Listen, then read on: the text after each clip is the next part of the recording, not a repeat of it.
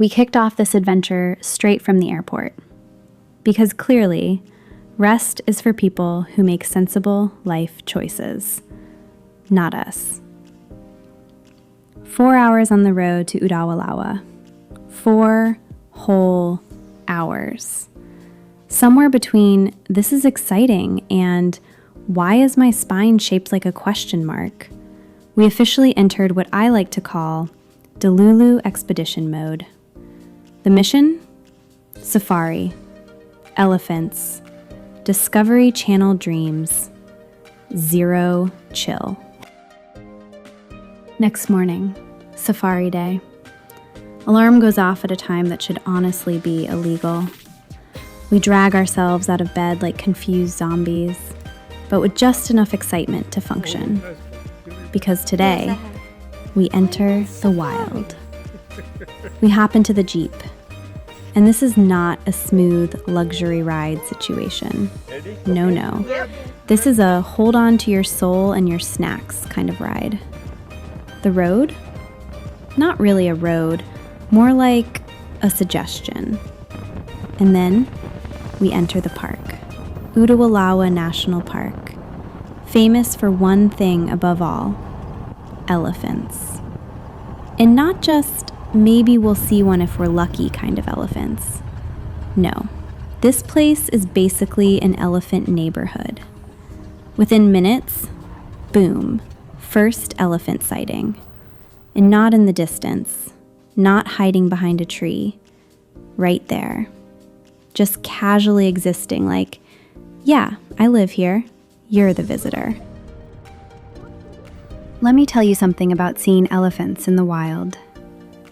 It hits different. This is not zoo energy. This is not, oh look, how cute.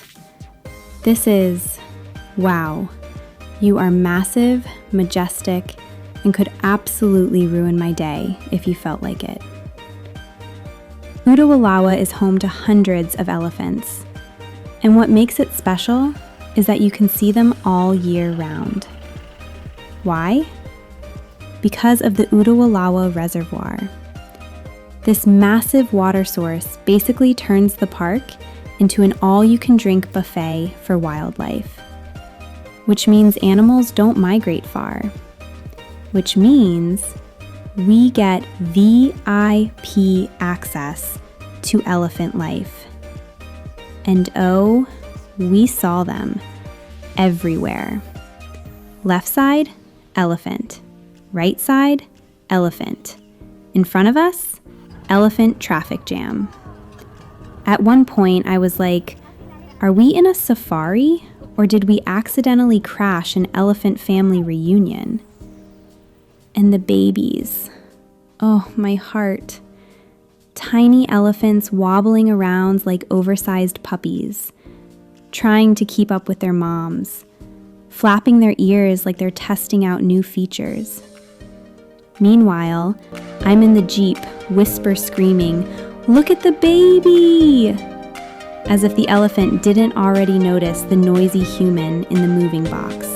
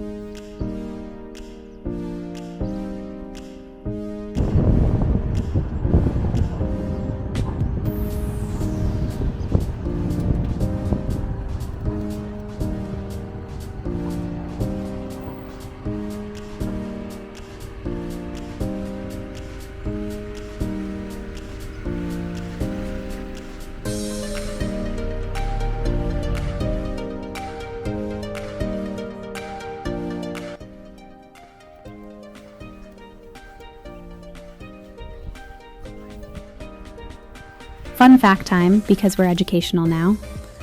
Elephants are super social animals. They live in herds led by a matriarch, basically the wise grandma who knows everything and takes zero nonsense.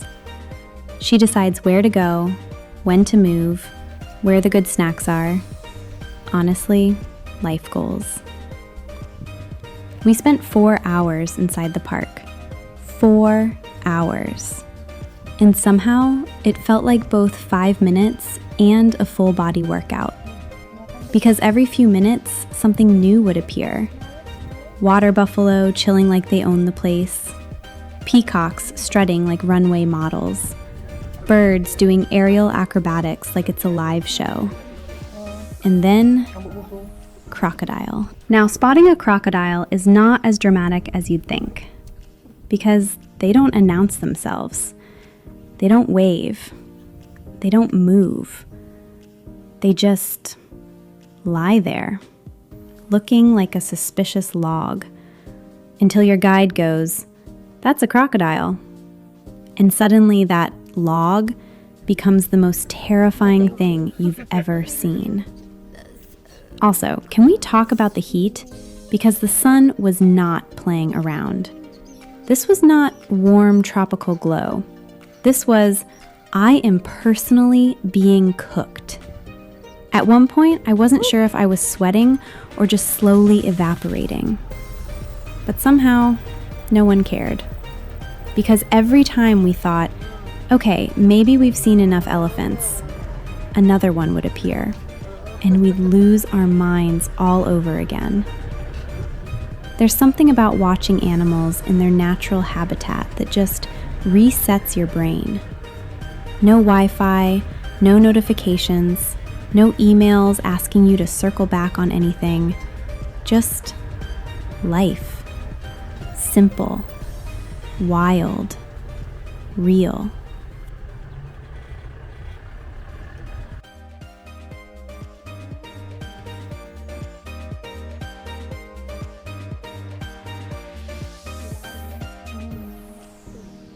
Makan tak senang.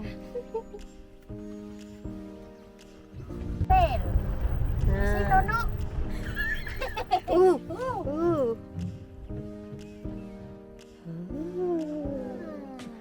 You're dating.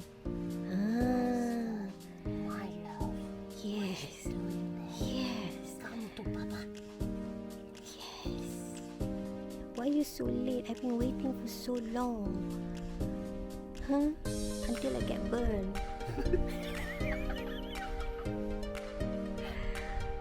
See, I have to do my lashes, my makeup. Oh, please don't get upset.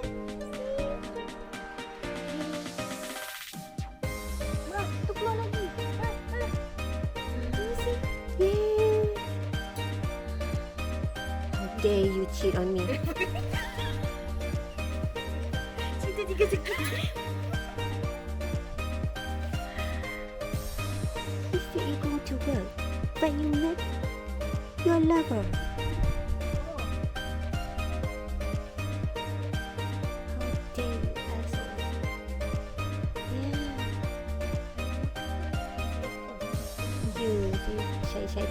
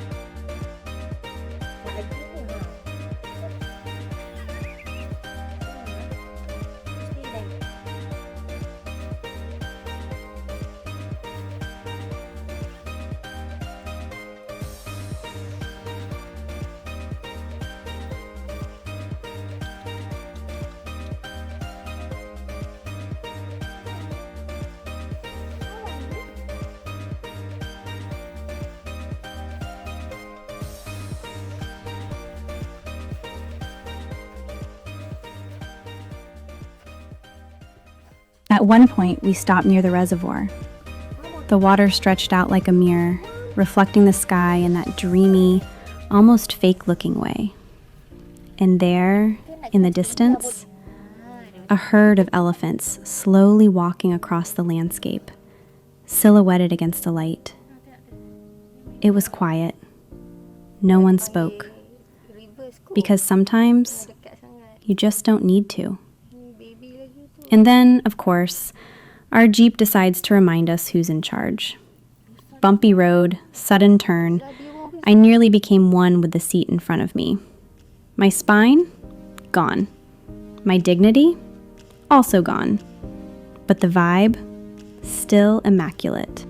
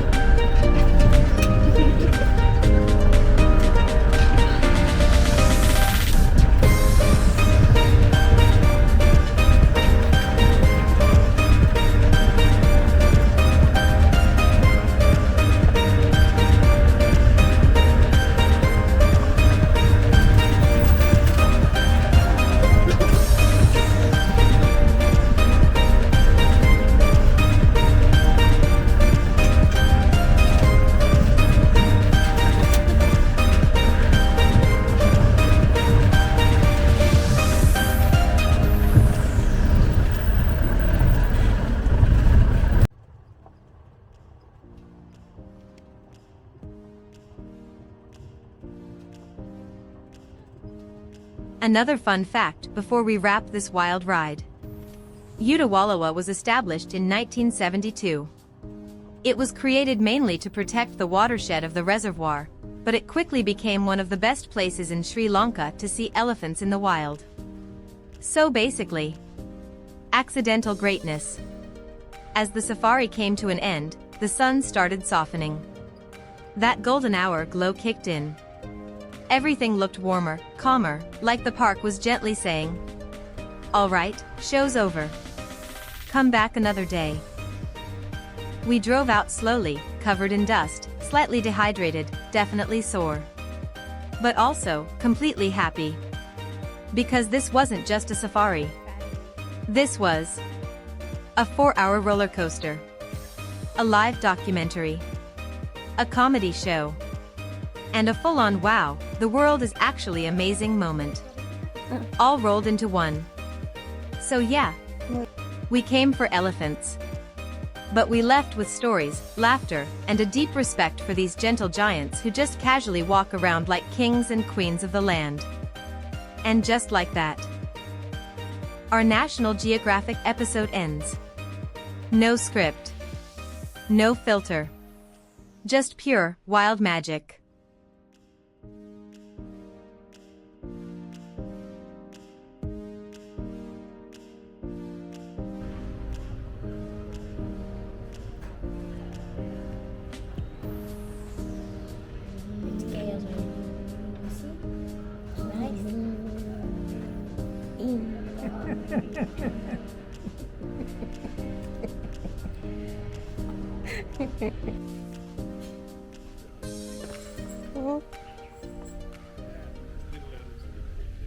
We pulled up to Ella like we were the main characters, which is bold, considering we arrived in a tuk-tuk that sounds like it runs on vibes and questionable decisions. Our driver? Fully committed to Fast and Furious, Tuk-Tuk Drift Edition. Corners were taken with confidence, and zero regard for my life insurance. At one point I swear I made eye contact with a chicken, and we both knew, this might be it. But we survived. Barely. And there it was, the legendary 9-arch bridge. Sitting in the middle of lush green jungle like it knows it's famous. No filter needed. No edits required. Just pure, main character energy. Now here's the thing, the train doesn't run on your schedule. Oh no. You run on its schedule. So we waited. And waited. And waited some more. 30 minutes felt like 3 business days. We made friends. Lost friends. Questioned life choices. Ate snacks we didn't even want. But then, in the distance, a rumble. Everyone suddenly transforms into National Geographic photographers. Phones up. Eyes wide. Breathing? Optional. And then it happens. The train glides across the bridge like it's in a slow-motion movie scene. People hanging out the doors. Wind in their hair. Zero fear. Pure chaos. And in that moment, you're not just watching a train. You're in a whole cinematic experience. Time pauses. Your problems? Gone. Your camera roll? Absolutely unhinged. Dream. Come. True. And just like that, it's over. The train disappears, everyone claps like we just witnessed a live performance, and we all collectively pretend the 30-minute wait was part of the journey. Would I do it again? Absolutely. Would I survive another tuk-tuk ride like that? Let's not get ahead of ourselves.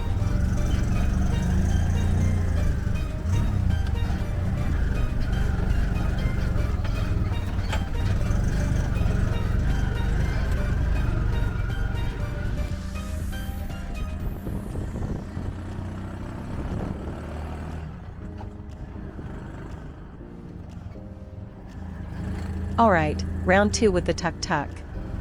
Because clearly, I didn't learn my lesson the first time. We're back in the tiny but mighty chariot of chaos, speeding through Ella like we're auditioning for Fast and Furious, tuk-tuk drift. No seatbelt, no problem. Just vibes, wind in my face, and a mild fear for my life. Our destination? The innocently named Little Adams Peak. Little, they said. Cute. Easy. A light stroll, they said. Who is they? I just want to talk. Fun fact moment while I mentally prepare, Little Adams Peak got its name because it resembles the sacred Adams Peak, you know, the actual Big Boss mountain where people climb thousands of steps for spiritual enlightenment. This one? Supposed to be the light version. Like, diet suffering. Anyway, back to the tuk-tuk. Our driver is out here living his best rally driver life, overtaking buses, dodging dogs, waving at cows like they pay road tax. I'm just holding on like a dramatic extra in an action movie, questioning all my life choices that led me to this moment. We could have walked more. We chose not to. Growth? Maybe. Laziness? Also maybe. Finally, we arrive. The tuk-tuk drops us off like, good luck, you're on your own now. And there it is. The entrance. The stairs. The betrayal. At first, it's fine. Cute even. A few steps, a little greenery, birds chirping like they're mocking me. Then suddenly, incline. Yeah. Steeper. Naik lagi nombor kak? Stepper. Ha. Now I'm halfway up, negotiating with myself like, if I make it to the top, I deserve everything. Snacks. A massage. A new personality. And Adam, whoever you are, this better be worth it. But here's the thing. As I climb higher, the views start showing off. Rolling green hills, tea plantations stretching like a perfectly ironed blanket, clouds just casually floating by like they own the place. And I'm like, okay fine.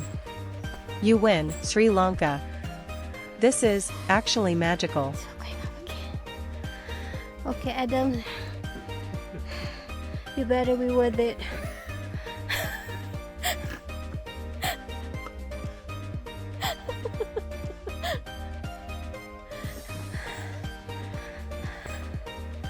I don't understand you, Adams.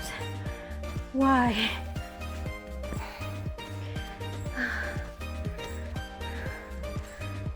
Still out of breath though. Still judging Adam. But if I collapse at the top, just know I went out doing what I love. Being dramatic, in a beautiful location.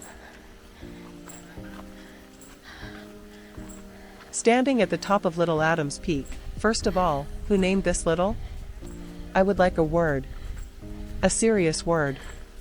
Preferably after I catch my breath. But wow. Look at this view. This is not a hike, this is a full cinematic reveal. Rolling green hills, clouds just casually floating by like they pay rent here, and me, standing here like I just conquered a small emotional battle and 3 near-death cardio moments. Every step up I was questioning my life choices. Why didn't I just stay in the tuk-tuk? Who is Adam and why am I doing this for him? But now, I get it. Adam knew exactly what he was doing. This is peak, literally peak behavior. The wind is hitting, the view is glowing, and suddenly I've forgotten every complaint I made 10 minutes ago. This is the kind of place that makes you feel deep, reflective, like maybe I am a hiking person. Maybe I do enjoy nature. Maybe I'll do this again. Okay, let's not get carried away. Let's get down first. But for now, main character energy. Mountain conquered. Sweat equals worth it. Views equals illegal. 10 out of 10 would suffer again. This is the Modera train station. So this is how the train tracks.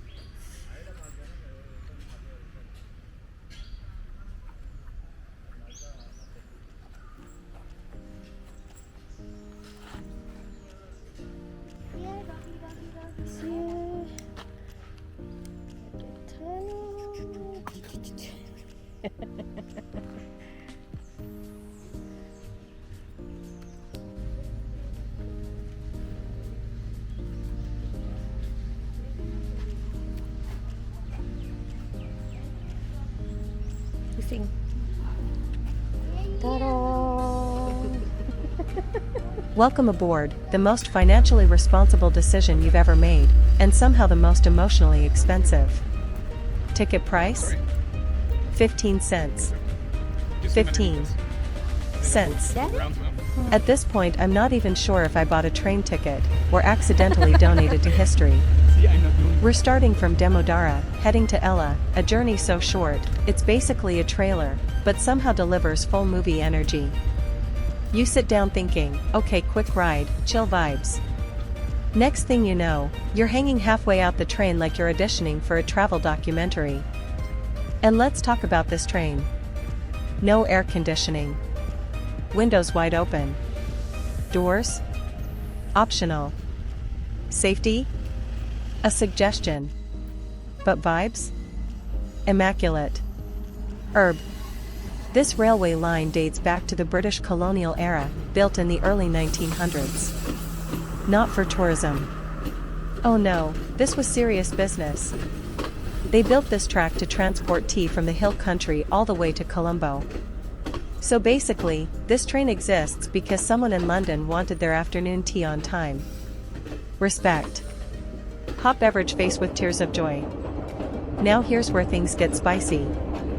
As the train chugs along, cutting through misty hills and tea plantations that look like they've been trimmed by perfectionists with OCD, you start noticing something. Everyone is suddenly standing. Phones out. Hair flying.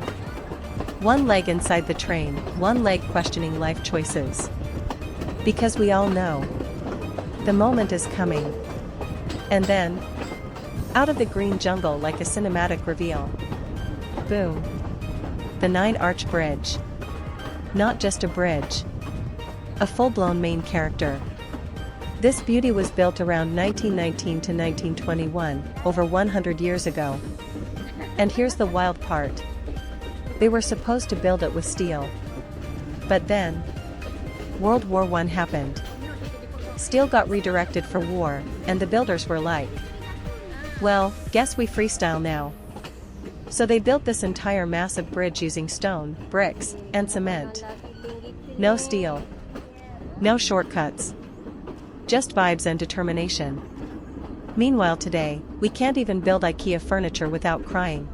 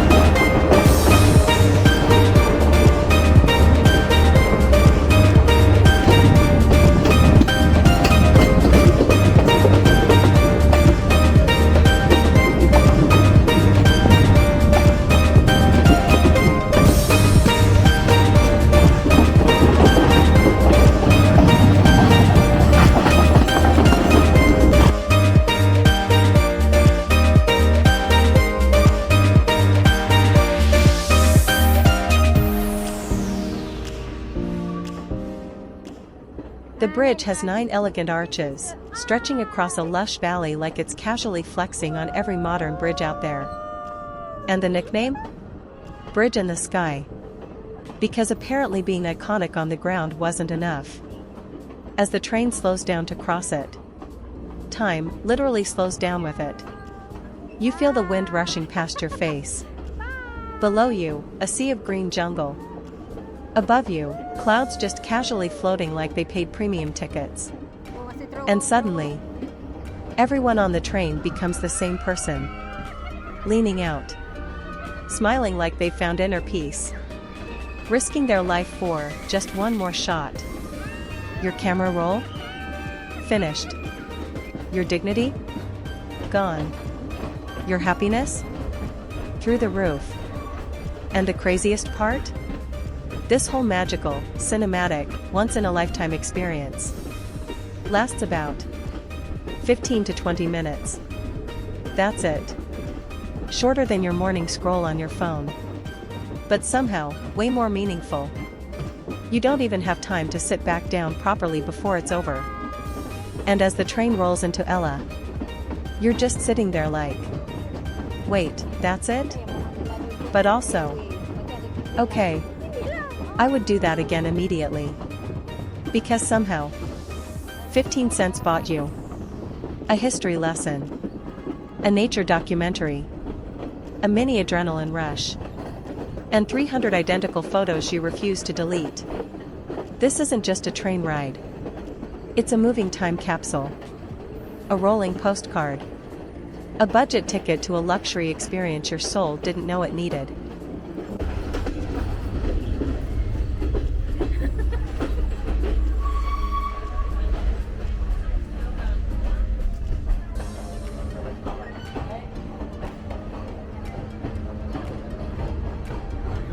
Demodara to Ella. 15 minutes.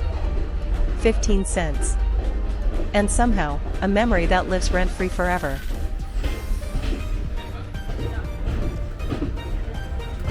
What's 50 cents? Like itu again?